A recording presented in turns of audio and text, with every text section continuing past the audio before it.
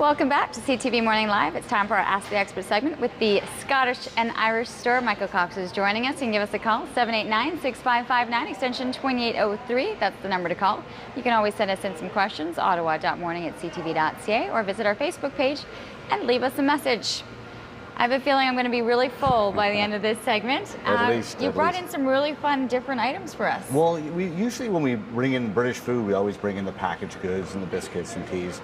But we've never really shown off the other things that we do. We have freezers. We bring in butcher and baker favorites from 3 suppliers in Ontario. We can't bring anything from the UK, but they're great stuff. We have British Pride from Cambridge, English baker. His stuff is unbelievable.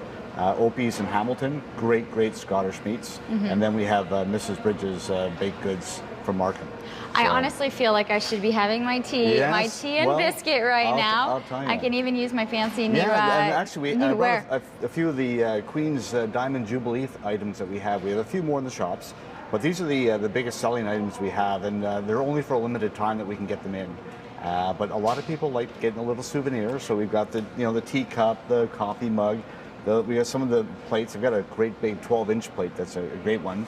Of course, the Queen's Diamond Jubilee teapot, and the wee cup and saucer just for a little memento. And these are souvenir items. You're not necessarily going to see these going through the dishwasher every now. No, but some people do use them. They just have their tea, and they've just got to have the Queen in front of their face. Well, it's definitely a way to go, and I think for the collectors, this is something that's important. I mean, there was so much people. It was an amazing week to watch everything unfold last week with the Queen's Diamond Jubilee. Right. So we're going to have a couple of biscuits, right? We're going to try a couple of the meats. Yes. Now, all right, what break we've it got down here, for us. so we've got some of the cocktail Scotch pies that are meat pies.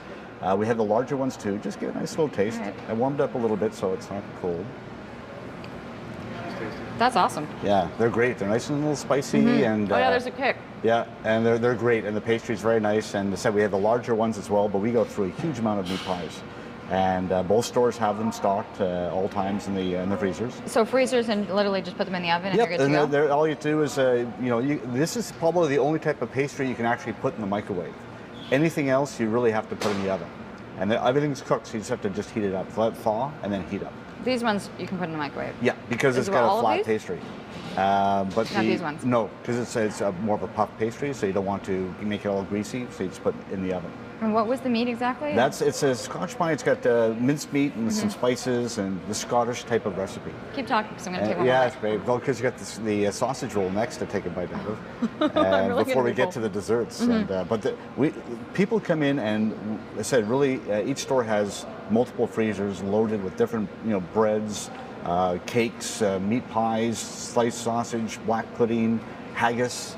We've got we are not going on the topic of haggis. Oh, can't do it, especially when I'm eating. Can't do that. We'll do that next time. I'll bring you some haggis for you. Can't do it. Everybody should try it. I have. That's why I'm terrified of bringing it back up. As I said, you probably didn't have enough whiskey last time. That was probably what the key was. Yes. Well, okay, so these are the sausage ones. Yeah, that comes from British Pride, the English baker in Cambridge, and do you often have people that are coming in, even for a cocktail party? These are like the appetizers going around. Yeah, people will get those, and because they're just nice size. When we have the larger sausage rolls as well, but if they're doing a little entertaining, they can just cut these in half, and nice little appetizers. Especially if you've got a little bit of a Scottish soiree. Well, that's the whole thing, right? Yeah. And a lot of the clients that you have coming into the store, there's something to it, right? That's a sense of home. Yeah, especially in January with Robbie Burns. Everybody has a Burns supper now. It's the big thing.